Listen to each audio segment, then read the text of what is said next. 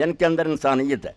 تو انسانیت کے ایک دو نمونے میں آپ کی خدمت میں عرض کر دیتا ہوں کہ جب اللہ کے رسول نے اسلام لوگوں کو سکھایا اور صحیح معنوں میں ان کے اندر تقویٰ پیدا ہو گیا، تو ایک نمونہ تو آپ یہ ملاحظہ فرمائیں کہ یمن میں سے ایک صحابی آئے، حضرت جریر بن عبداللہ البجلی، شاہی خاندان سے تھے.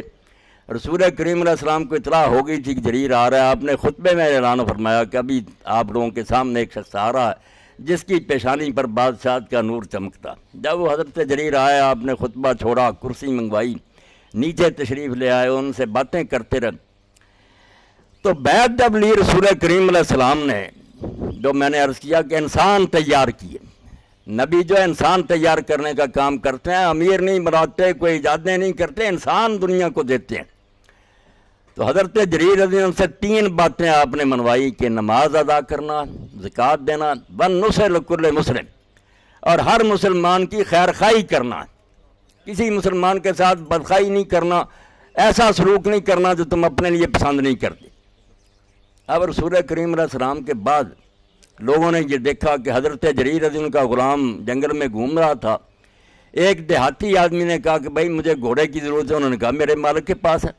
سودا ہو گیا 800 درم کا کہ 800 روپیہ دے دو اور گھوڑا لے لو. وہ بدوی آ گیا اس غلام کے ساتھ اور حضرت جریر رضی اللہ عنہ کا آ کر بتایا کہ 800 میں سودا ہوا، حضرت آپ 800 لے لیں اور گھوڑا دے دیں.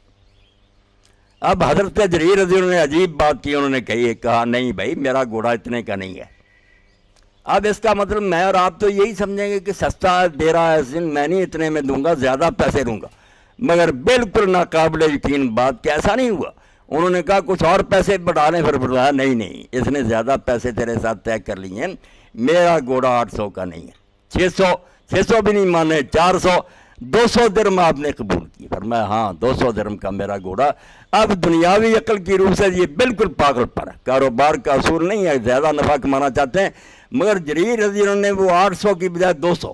اور جب لوگوں نے پوچھا کہ حضرت آپ نے یہ الٹی گنگا کیوں بہائی؟ ایمان اور تقویٰ سے جو پھل حاصل ہوتا نا، جس قسم کے انسان تیار کیے ہوتے ہیں، ان کا ایک نمونہ. آپ نے فرمایا یا رسول اللہ کے ساتھ جب میں نے مسجد نبوی میں بیعت کی تھی تو اس میں یہ عہد کیا تھا وَالنُّصْحُ لِكُلِّ مسلم، ہر مسلمان کی خیر خواہی کرنا. تو جب میں سمجھتا ہوں کہ میں اگر یہ گھوڑا خریدنے جاتا تو 200 کا ہی میں نے خریدنا تھا، تو میں کیوں اپنے بھائی سے زیادہ پیسے وصول کرتا؟ میرے اس عہد کی خلاف ورزی ہوتی. میں نے حضور کے ساتھ یہ اقرار کیا تھا وہ تو ختم ہو جاتا. تو یہ نمونہ آپ کے سامنے جو میں نے عرض کیا، اگر ایسے انسان بن جائیں کہ بجائے اس کے کہ کوئی گاہک آیا تو سمجھیں یہ نادان اور بیوقوف ہے، یہ سمجھتا نہیں باؤ کو، اس لیے اس کا خون نچوڑو، نہیں. حضرت یونس ابن عبید رحمۃ اللہ علیہ کی طرح کرے. بڑے نیک تھے، اتنے نیک تھے کہ ابن حجر رحمۃ اللہ علیہ تہذیب التہذیب میں لکھتے ہیں اگر کسی کی دعا قبول نہیں ہوتی جی تو پھر وہ یہ کہہ دیتا تھا کہ اے یونس بن عبید کے رب میری مان. اتنا احترام تھا ان کا، اللہ کے اتنا مقام تھا.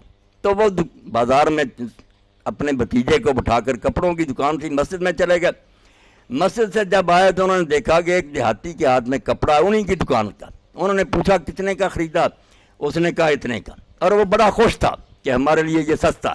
آپ اس کو لے کر جا کر بھتیجے سے کہا بیوقوف میری ساری بات ضائع کرنا چاہتا، یہ تو بیچارہ سادہ ہے، سمجھتا کہ مجھے سستا ملا، ہم اتنے کا نہیں بیچتے، تو نے کیوں ایسے زیادہ پیسے لیے؟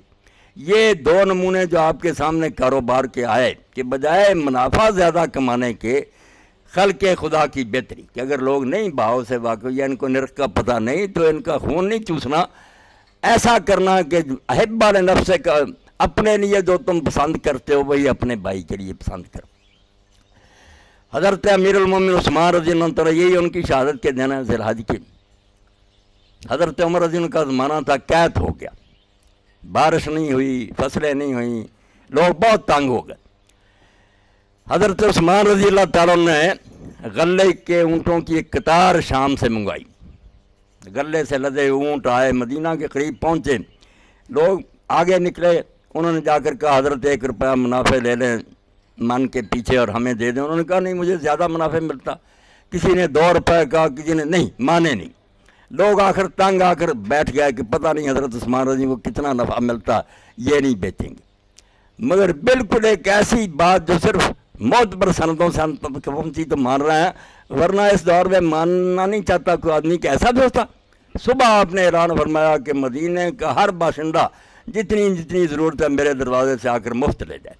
اور جب لوگوں نے کہا کہ آپ تو کہتے تھے زیادہ نفع ملتا، تو قرآن مجید سورہ بقرہ کا حوالہ دیا کہ اللہ کہتا ہے ایک دانہ بو گے تو اس سے 7 سٹے نکلیں گے، اس میں 100 دانہ ہوگا۔ اور وہاں بھی فرماتا واللہ یضاعف لمن یشاء، یہ 700 کی بھی کوئی حد نہیں، اللہ جس کی نیت بہت اس سے بھی اچھی ہوگی اس کے لیے اور کئی گنا بڑھا دے گا۔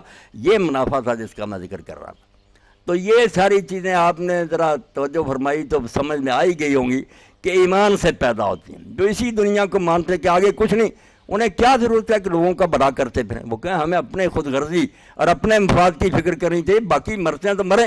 مگر جو سمجھتا کہ نہیں دنیا یہی ہے، نہیں ہے، مرنے کے بعد آنکھیں بند ہوتے ہی ہے کہ بڑی وسیع دنیا ہے جہاں ہم نے پہنچ جانا ہے، یہاں یا اچھا انجام ہے یا مصیبت سامنے آنے والی۔ وہ یہاں کے منافع کا نہیں سوچتا، آخرت کا سوچتا ہے کہ وہاں جا کر کیا نتیجہ سامنے آئے گا۔ ایسا آدمی خلق خدا کا خیر خواہ ہوگا، خود غرض نہیں ہوگا، مفاد